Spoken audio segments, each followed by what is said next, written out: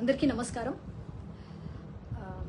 ఒక టాపిక్ పైన మాట్లాడడానికి ఈ లైవ్ సెషన్ అని స్టార్ట్ చేశాను. అయితే చిన్నగా 2-3 నిమిషాల్లో వీడియో పోస్ట్ చేద్దాం అనుకున్నా కానీ టాపిక్ కొంచెం పెద్దగా ఉంది, డిస్కషన్ అయితే బాగుంటుంది అనిపించింది. అందుకనే లైవ్ సెషన్ స్టార్ట్ చేశాను. సో దట్ మేబీ మన జనరల్గా మిగతా వాళ్ళ ఒపీనియన్ కూడా తీసుకున్నట్టుగా ఉంటుంది అని ఆలోచించి లైవ్ సెషన్కి వెళ్ళాను. అయితే టాపిక్ ఏంటంటే, రీసెంట్గా కొంతమంది మీడియా సోదరులతోటి మాట్లాడుతున్నప్పుడు వారు ఒక విషయం గురించి పొలిటికల్ వీడియోస్ గురించి వాళ్ళు మాట్లాడడం జరిగింది. రీసెంట్గా చాలా అబ్యూజివ్గా మాట్లాడుతున్న పొలిటికల్ వీడియోస్ అనేది ఎక్కువగా వైరల్ అయిపోతున్నది. అంటే ముఖ్యమంత్రిని కానివ్వండి, మోడీ గారిని కానివ్వండి, అలాగే బండి సంజయ్ కుమార్ గారిని కానివ్వండి, ఎవరినైనా కానీ భాష వారి గురించి మాట్లాడుతున్నప్పుడు మాట్లాడే ఈ భాష ఏదైతే ఉందో చాలా అసభ్యంగా ఉంటుంది. కానీ మరి ఎందుకు ఎవరు ఎక్కువగా దీనిపైన స్పందించట్లేదు, మీరైనా కూడా ఎందుకు దాన్ని ఖండించడం లేదు అని ఒక వారు మాట అన్నారు. సరే, అంటే ఆ టాపిక్ గురించి చాలా రోజుల నుంచి చూస్తున్నాం. కాకపోతే ఏంటి అని అంటే, కొన్ని రకాల వాటికి కౌంటర్ ఇవ్వాలి అని అంటే అంటారు కదా, మనిషికో మాట గొడ్డుకో దెబ్బ అన్నట్టుగా. నిజంగా నాకు ఆ మాట అప్పుడు గుర్తొచ్చింది. ఇప్పుడు మనం ప్రజాస్వామ్య దేశంలో ఉన్నాము. ప్రజాస్వామ్య దేశంలో ప్రశ్నించే హక్కు ప్రతి ఒక్కరికి ఉంది. ఆ పౌరుడు అనే ప్రతి ఒక్కరం కూడా ఎటువంటి ఇష్యూనైనా కానీ మనం ప్రశ్నించవచ్చు ధైర్యంగా. ఆ హక్కు మనకి కల్పించింది, మన రాజ్యాంగం మనకు కల్పించింది. అయితే ఇక్కడ ఫ్రీడమ్ ఆఫ్ స్పీచ్ పేరుతోటి కొందరు వ్యక్తులు ఏం చేస్తున్నారని అంటే ఇక్కడ సిస్టమ్ ఏదైతే ఉందో, వ్యవస్థలో ఉన్న తప్పుల గురించి మనం ప్రశ్నించాలనుకోవడం అనేది ఎంత మంచి విషయమో, అలాగే ఆ వ్యవస్థలో ఉన్న వ్యక్తుల విధానాలు తప్పుగా ఉన్నప్పుడు ఖచ్చితంగా మనము ఒక సరైన పద్ధతిలో ప్రశ్నించినంత వరకు కూడా ఎవ్వరు మనల్ని తప్పు పట్టరు, మన వైపు వేలెత్తి చూపెట్టరు, మన క్వశ్చన్ కరెక్ట్ ఉన్నది. కానీ కేవలం ప్రశ్నిస్తున్నాము అని ఒకే ఒక్క కారణంతో వ్యక్తిగత జీవితాల గురించి, వారి ఆహార్యం గురించి, వారి రూపురేఖలు ఎలా ఉన్నాయని చెప్పి కానివ్వండి, వాళ్ళ భాష, వారు మాట్లాడే విధానాన్ని చాలా అవహేళన చేస్తూ ఇష్టరీతిన మాట్లాడడం ఏదైతే ఉందో అది నిజంగా ఆమోదయోగ్యం కాదు. అంటే మనము అసలైన సమస్య అనేది పక్కదోవ పట్టి ఆ కల్చర్లెస్ మాటలు ఏవైతే ఉన్నాయో అది జనాల్లోపటికి ఎక్కువగా వెళ్ళిపోతుంది. ఇప్పుడు చాలామంది మన వాళ్ళే అంటూ ఉంటారు, ఇన్స్టాగ్రామ్లో ఈ రోత రీల్స్ ఏంటి, ఈ అబ్యూజివ్ కంటెంట్ ఏంటి, ఇంత పోతుంది అని అంటుంటాం కదా. మరి ఎంతమంది అలాంటి వాళ్ళు రైట్ వింగ్ పేజెస్ కానివ్వండి, ఒక నేషనల్కి సంబంధించిన స్కీమ్స్కి సంబంధించి పెట్టే సబ్జెక్ట్ ఉన్న వీడియోస్ అవనివ్వండి, లేకపోతే రీసెంట్గా ఇప్పుడు ఆపరేషన్ సింధూర్ జరిగింది, దాని గురించి మాట్లాడుతూ ఎంతోమంది ఎన్నో వీడియోస్ చేశారు. ఒకసారి వాళ్ళ వ్యూవర్షిప్ చూడండి మీరు. అది కాకుండా యూట్యూబ్ ఛానల్లో కొన్ని ఉంటాయి పనికి మాలిన వీడియోస్, వాటితోటి రూపాయి లాభం ఉండదు. అది వాళ్ళ వ్యక్తిగత జీవితాల గురించి చేస్తున్న వీడియోస్ని కూడా చాలా వరకు ప్రమోట్ చేస్తూ ఉంటారు. దానికి వ్యూవర్షిప్ ఎక్కువ ఉంటుంది. ఇంట్లో ఫ్రిడ్జ్ టూర్ అంటేనో, ఇంట్లో సామాన్లు కొనుకొచ్చుకున్నాం అంటేనో, లేకపోతే ఇంట్లో హోమ్ టూర్ అని చెప్పే వీడియోలకు ఇచ్చిన వ్యూవర్షిప్ ఏదైతే ఉందో, నిజంగా ఒక వ్యక్తి సబ్జెక్ట్ మాట్లాడుతున్నాడు, ఆ వ్యక్తి మాట్లాడుతున్న అంశం ఏదైతే ఉంది అది మనకు ఉపయోగకరం ఉంటుంది అనుకుని మాట్లాడే వాళ్ళని ఎవరు ఎంకరేజ్ చేయరు. బట్ అన్ఫార్చునేట్గా అందరూ మళ్ళీ ఇలాంటి రీల్సే ఫేమస్ ఎందుకు అవుతున్నాయి అని అంటే, మన ఫీడ్లోకి వచ్చిన కంటెంట్ ఏదైతే ఉంటుందో అది మనకి అక్కడికి రాదు, సొసైటీకి పనికొచ్చేది కాదు అనుకున్నప్పుడు జస్ట్ రిపోర్ట్ ఇట్ అంతే. నిజంగా రైట్ వింగ్ ఏదైతే చాలా పేజెస్ ఉన్నాయి, పాపం మంచి కంటెంట్ రైటర్స్ ఉన్నారు. సోషల్ మీడియాలో కూడా వివిధ ప్లాట్ఫామ్స్ ఏవైతే ఉంది, ట్విట్టర్లో కానివ్వండి, ఇన్స్టాగ్రామ్లో కానివ్వండి, ఫేస్బుక్లో కానివ్వండి, అన్ని చోట్ల కూడా మంచి కంటెంట్ రైటర్స్ ఉన్నారు, వీడియోస్ చేస్తున్నారు. బట్ ఏమవుతుంది, వాళ్ళ వీడియోస్ అనేది అది ముందుకు వెళ్ళట్లేదు, కనీసం చూసే ప్రయత్నం కూడా ఎవరు చేయట్లేదు, 2 నిమిషాలు కూడా చూడట్లేదు. ఎందుకంటే ఇది YouTube shorts and Insta reels కాలం కదా. Nobody have patience to wait for 2 minutes or 3 minutes కూడా నిలబడే ఓపిక లేదు. But at the same time ఇదే పొలిటికల్లో మళ్ళీ విపరీతమైన అసభ్యకరమైన భాష మాట్లాడుతున్న వాళ్ళని మాత్రము మళ్ళీ ఆ వీడియోస్ని మనమే సర్క్యులేట్ చేస్తూ ఉంటాం. నిజంగా భాషలో అర్థం ఉందా? ప్రశ్నించే వాళ్ళు లేరా సొసైటీలో? నిజంగా అంత ఘోరమైన దీనమైన పరిస్థితిలో ఉన్నామా? చెత్త చిల్లర భాష మాట్లాడితే తప్పితే ప్రశ్నించే వాళ్ళే లేరా? మనకి దిక్కు లేరా ఇప్పుడు సొసైటీలో? సరే, ఈ ప్రశ్నిస్తున్న వాళ్ళు ఎన్ని రోజుల నుంచి ఈ ప్రశ్నించడం అనేది స్టార్ట్ అయిపోయింది? అంటే సమస్యలు ఓన్లీ ఇప్పుడే స్టార్ట్ అయ్యాయా? గడిచిన 10 ఏళ్లలో మనకు సమస్యలు లేవా?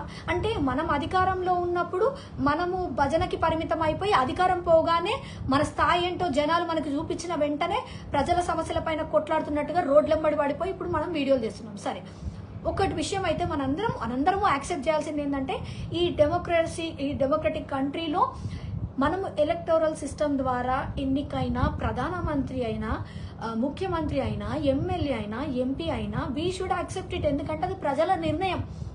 అలాంటప్పుడు ప్రజల నిర్ణయంతో గెలిచిన వ్యక్తులకు ఆ హోదాకి మనమే భారతీయులుగా మనమే గౌరవం ఇవ్వకపోతే ఇంకా పక్క దేశమోడు మనల్ని ఏమి విలువిస్తాడు?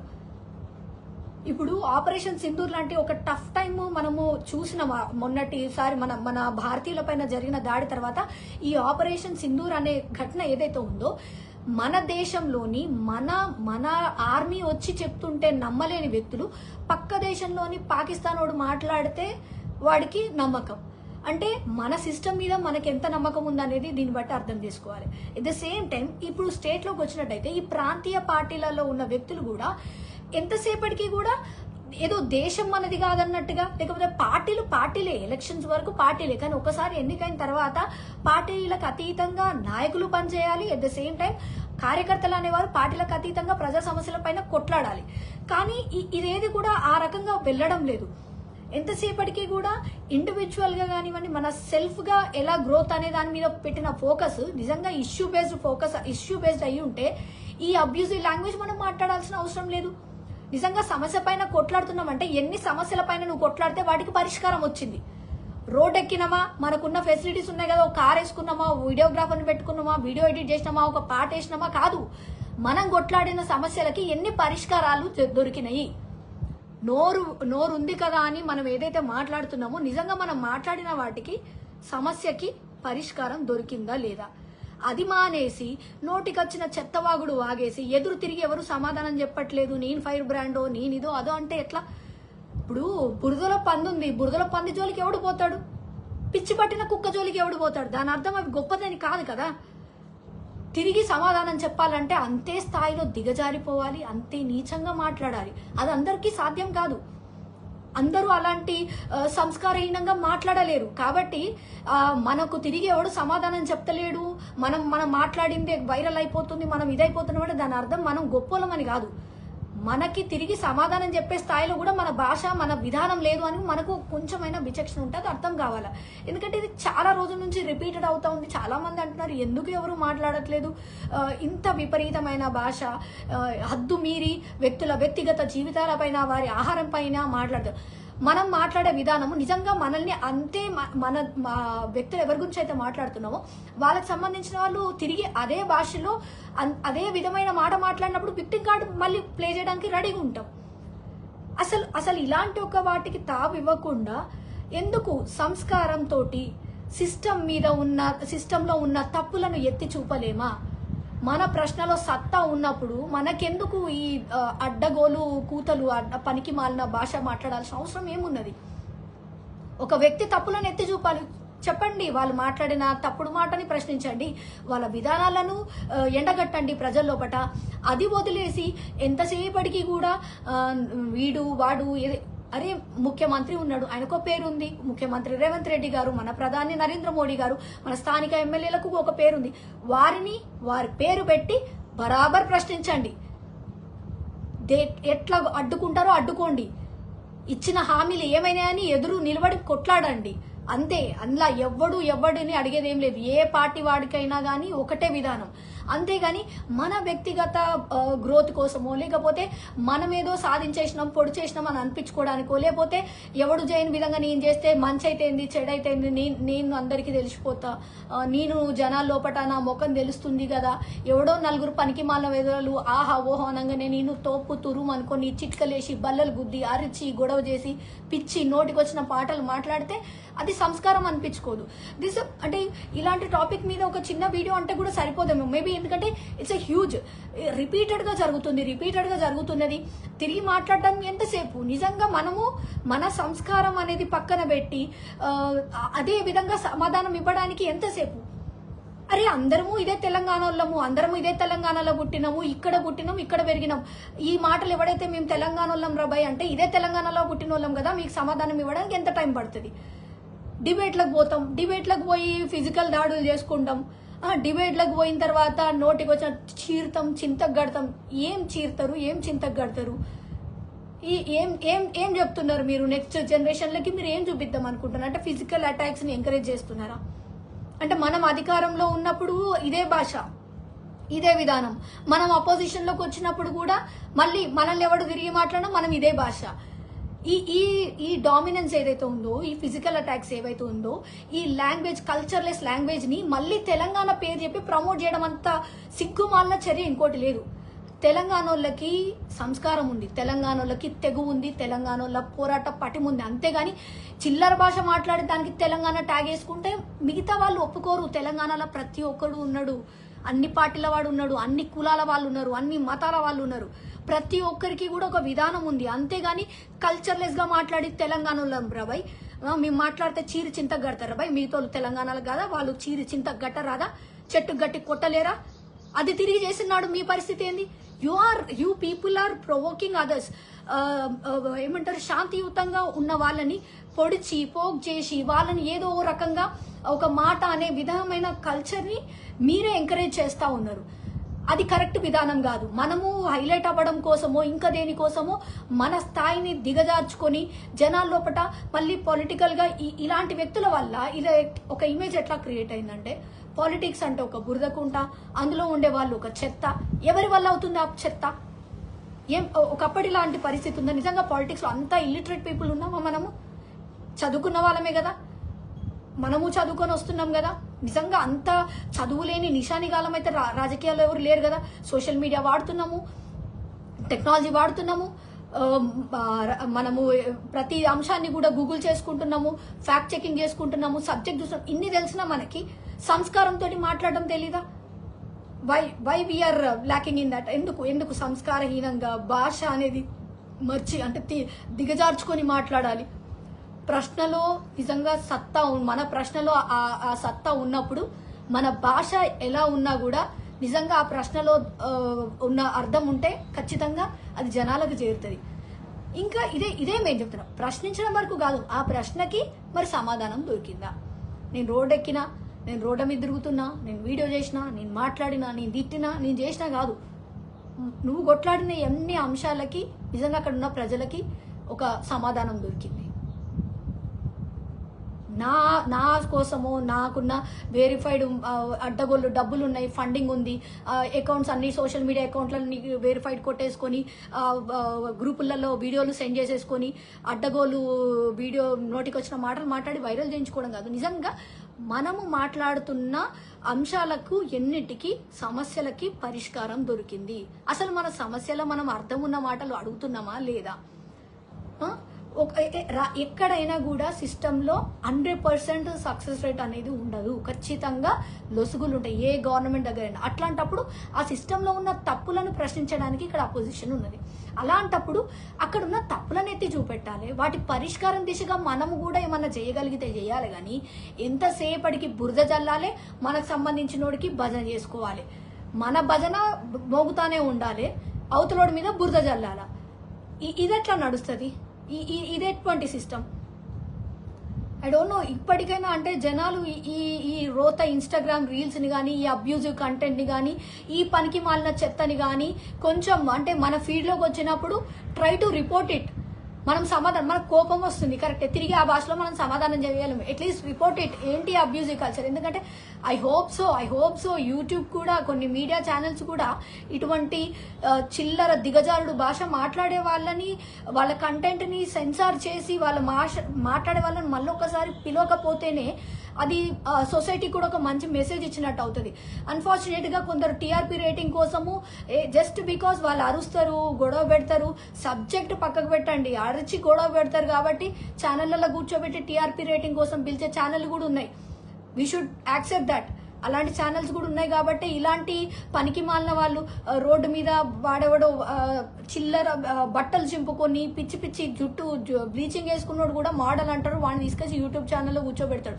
వాడు సొసైటీకి ఏం సందేశం ఇస్తున్నాడు, వాడి వల్ల ఎవరికి ఉపయోగం ఉంది అంటే ఈ ఛానల్స్ ఏవైతే ఉన్నాయో జస్ట్ ఫర్ దేర్ రేటింగ్స్, వాళ్ళ బతుకు కోసము వాళ్ళ రేటింగ్ల కోసము ఒక రోడ్డు పొంటి పోయే ప్రతి పనికి మాలిన వెదవని కూడా తీసుకొచ్చేసి ఒక బూతులు తిట్టేటోని కూడా తీసుకొచ్చి ఛానళ్లలో కూర్చోబెట్టి వాడిని ఇంటర్వ్యూ చేస్తున్నారు.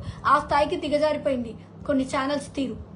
అలాంటి ఛానల్సే ఇప్పుడు మళ్ళా పొలిటికల్గా ఉన్న కూడా కొంతమంది వ్యక్తులని అదే పనిగా రుద్దుతూ వాళ్ళ భాషని సరిచేసుకునే అవకాశం ఇవ్వకపోగా, మందలించకపోగా సొసైటీ లోపల ఇదొక పెద్ద బ్రాండ్ లాగా జనాల లోపలికి రుద్దుతా ఉన్నారు.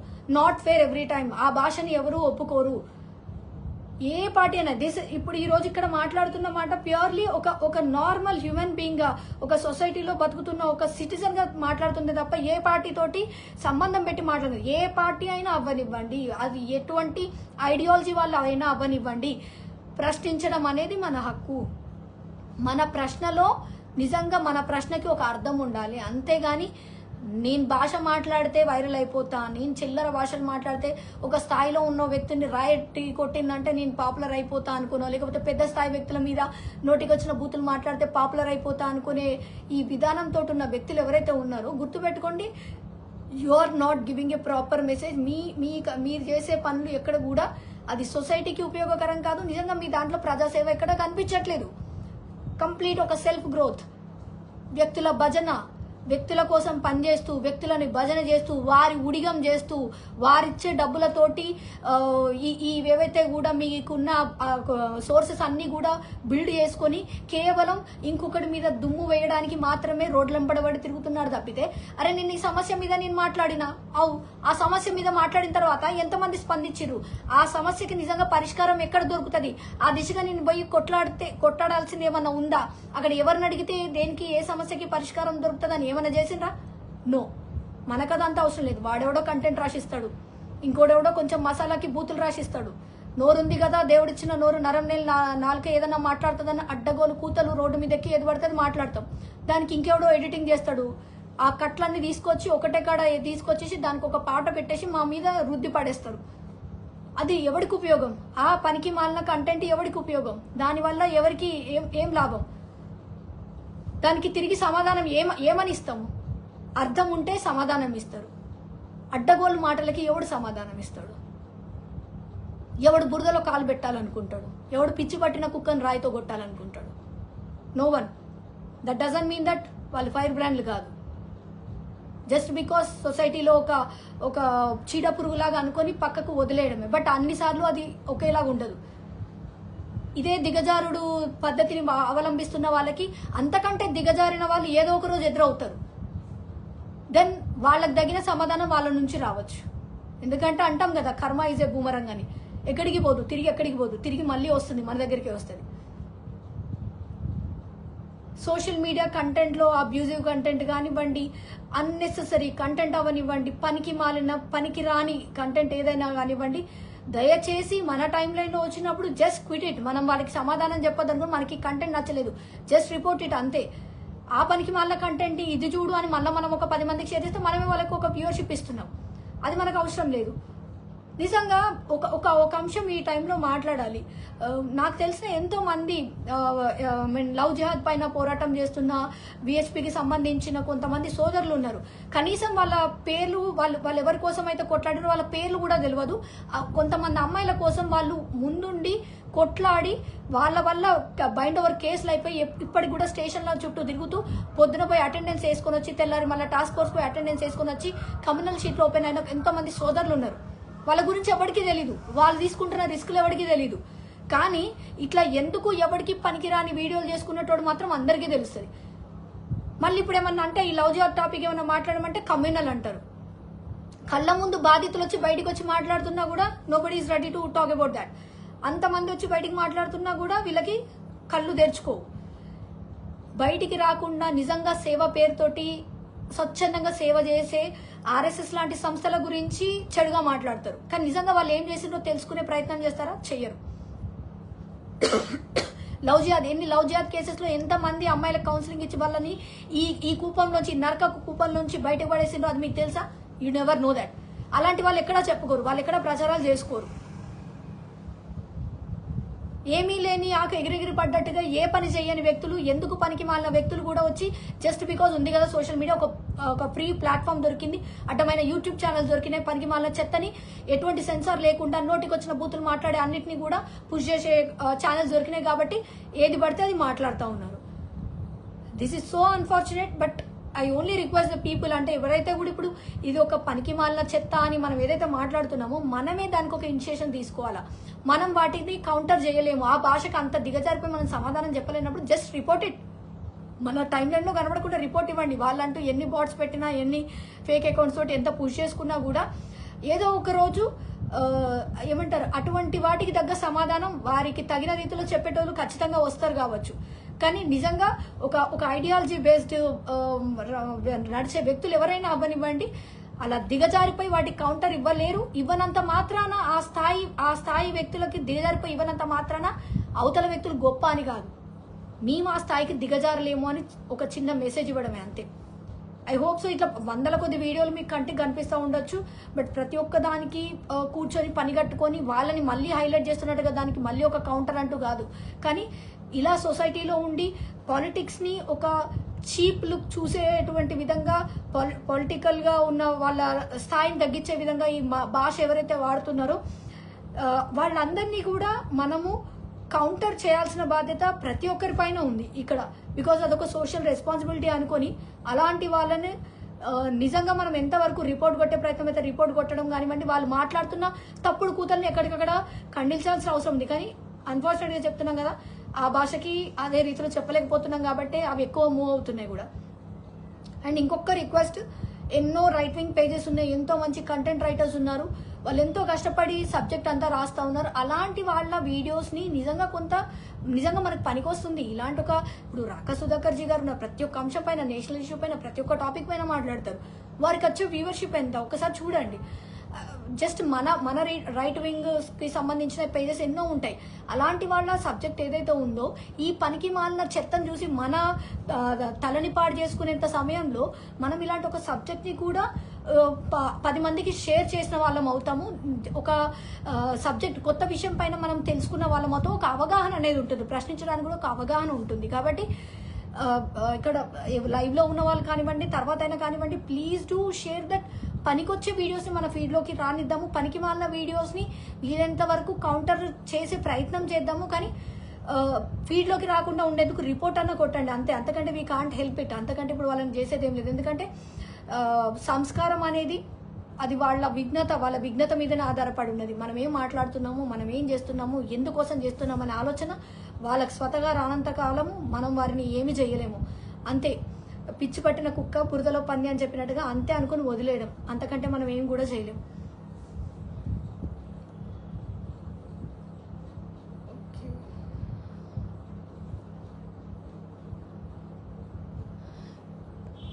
Hope anybody in the live ఒకవేళ ఏమైనా లైక్ ఇప్పుడు మాట్లాడిన అంశం లైక్ మీరు అగ్రీ చేస్తారా లేదా అనే దాన్ని కూడా you can share your opinion. ఎందుకంటే ఇది మై ఒపీనియన్, మై పర్సనల్గా నేను ఫీల్ అయింది ఇది. అంటే రాజకీయాల్లో అపోజిషన్లో ఉండొచ్చు, మనం అధికారంలో ఉండొచ్చు, బట్ ఎక్కడ ఉన్నా మన భాష, మన విధానం అనేది ఒక హుందాతనం అనేది కనిపించాలి మన భాషలో. నేనైతే అదే ఎక్స్పెక్ట్ చేస్తున్నాను. అంటే పాలిటిక్స్ అనేది ఏదో ఒక ఇల్లిటరేట్ కైండ్ ఆఫ్ థింగ్, నిషానిగాళ్ళ భాష, వాళ్ళు ఇలాగే మాట్లాడతారు, అదో చెత్త అనుకునేలాగా కాకుండా ఆ చెత్తని శుభ్రం చేసి ఒక మంచి ఉన్నతమైన విలువలు కలిగిన వ్యక్తులు కూడా ఇక్కడ ఉంటారు, ఇక్కడ ఆ సిస్టమ్ అనేది మీరు అనుకున్నంత దరిద్రమైనది కాదు అని చెప్పడానికి కోసమన్నా కానివ్వండి, కొద్దిగానన్నా ప్రయత్నం చేయాలని నేను విష్ చేస్తా ఉన్నాను అందరు కూడా. ఎందుకంటే I have seen many educated people, ఎంతో మంది మంచి సబ్జెక్ట్ ఉన్న వ్యక్తులు, ఉన్నత విద్య కలిగిన వ్యక్తులు రాజకీయాల్లో నేను చూశాను. వాళ్ళు ఎంతో ఇన్స్పిరేషనల్గా ఉన్న వ్యక్తులు కూడా ఇక్కడ ఉన్నారు. అదెవరు కూడా మాట్లాడకుండా కేవలం కొంతమంది వ్యక్తుల వల్ల రాజకీయాల్లో ఉన్న ప్రతి ఒక్కరిని అందరినీ కూడా రాజకీయం అంటే ఇంతే, రాజకీయ నాయకులు ఇంతే అనే కాడికి వస్తుంది. కాబట్టి హోప్ సో అలాంటి వ్యక్తులకు మనము సరైన రీతిలో సమాధానం చెప్తూనే ద సేమ్ టైం ప్రాపర్ థింగ్ని కూడా మనము ముందుకు తీసుకెళ్లే ప్రయత్నం చేద్దామని ఆశిస్తున్నాను. ఎనీబడి దేర్ ఏదన్నా అడగాలనుకుంటే you can please drop your question here.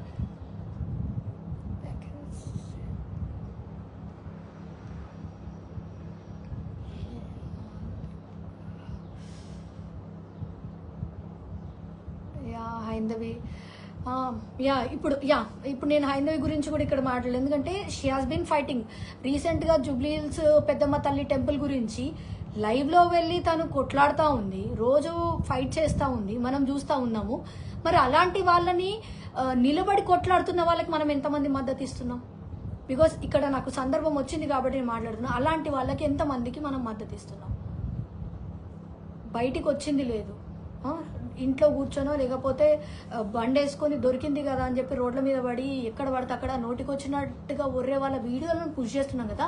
నిజంగా ఒక ఇంపార్టెంట్ ఇష్యూ హిందువుల గురించి బయటికి వచ్చి ఒక మహిళ కొట్లాడుతుంది, బయటికి వచ్చి మాట్లాడుతుంది అనుకున్నప్పుడు ఆమెకి మద్దతుగా ఎంతమంది నిలబడుతున్నారు? అక్కడ ఆమె మాట్లాడుతున్నప్పుడు ఎంతమంది దాన్ని చూస్తున్నారు, చూసి స్పందిస్తున్నారు? అక్కడే మనకు అర్థమైపోతుంది నిజంగా జెన్యున్గా కొట్లాడేటోళ్ళకి ఎంత మద్దతు ఉన్నది. లేదు ఊరికేనే నోటి మాటగా ఏది పడితే అది అడ్డదిడ్డంగా మాట్లాడే అసలు ఆ సమస్యకి పరిష్కారం దొరికిందని చూడరు. అయిపోయింది, ఇక్కడ మనం రాయేసినామా పెంట చేసినామా బయటపడ్డామా. మరి నిజంగా మనం కొట్లాడుతుంటే దానికి పరిష్కారం రావాలి కదా. మా వాళ్ళు వెళ్ళిండ్రు మొన్న, మా సోదరులు హిందూ సోదరులు అందరూ కూడా వెళ్ళిండ్రు, వాళ్ళు అక్కడ కొట్లాడినరు, నిలబడ్డరు, కట్టాలి అని వాళ్ళు అక్కడ లైవ్లో నిలబడి కొట్లాడుతున్నారు కదా. లాఠీ దెబ్బలు తింటున్నారు కదా, అరెస్ట్ అయినా కూడా వెనుకడు వేస్తలేరు కదా. మరి దాన్ని అంటారు కదా పోరాటం అని. సేఫ్గా ఏసీ కార్లలో కూర్చొని యూట్యూబ్ ఛానళ్ళలో కూర్చొని మాట్లాడిపోతే అది ఏమో లీడర్షిప్ అయిపోతుంది. Unfortunate thing. నిజంగా గ్రౌండ్లో దిగి కొట్లాడిన వాళ్ళని చూడడానికి మాత్రం ఎవరూ రావట్లేదు. ఇదెంతో బాధాకరం నిజంగా. అంటే వ్యక్తులు లైవ్గా గ్రౌండ్లో తిరిగి పనిచేస్తున్న క్షేత్ర స్థాయిలో పనిచేస్తున్న వ్యక్తులని మనం ఎందుకు గుర్తించలేకపోతున్నాం? వాళ్ళ కష్టం ఎందుకు మనం చూడలేకపోతున్నాం? ఐ విష్ అది అందరూ అర్థం చేసుకుని నిజంగా అంటే మనం at least we have that knowledge కదా. మనం రోజు చూస్తున్న సోషల్ మీడియాలో మనకు అర్థమైపోతుంది కదా ఇది నిజంగా ఈ సమస్య పైన వీళ్ళు జెన్యున్గా కొట్లాడుతున్నారా, లేకపోతే ఇది ఒక డ్రామా కైండ్ ఆఫ్ థింగ్ ఏమైనా జరుగుతుందనేది మీకు అర్థమైపోతుంది కదా. So support the real fighters. ఎవరైతే కూడా జెన్యున్గా మీకోసం ఫైట్ చేస్తున్నారు, బయటకు వస్తున్నారు, కొట్లాడుతున్నారు అన్న వాళ్ళని మీరు సపోర్ట్ చేయండి.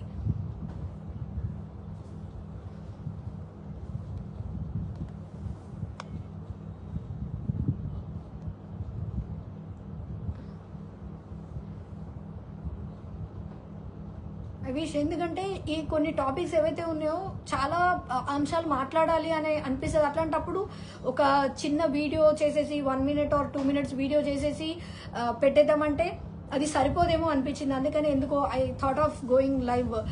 కనీసం అట్లా అయితే అట్లీస్ట్ కొద్దిసేపు మనం మాట్లాడినట్టుగా ఉంటుంది. నిజంగా అంశము పనికొస్తుంది, ఇది మాట్లాడాల్సిన అంశం అని ఎవరికైనా అనిపించినప్పుడు వాళ్ళు కూడా దీనిపై స్పందిస్తారనే ఉద్దేశంతో లైవ్ సెషన్కి రావడం జరిగింది. హోప్ సో టైం దొరికినప్పుడల్లా కూడా ఒక నిజంగా జెన్యూన్ ఇష్యూ కానివ్వండి, అదొక సోషల్లీ ఇంపార్టెంట్ అనుకున్న ఒక ఇష్యూ పైన కుదిరినప్పుడల్లా లైవ్కి వెళ్ళే ప్రయత్నం చేస్తాను.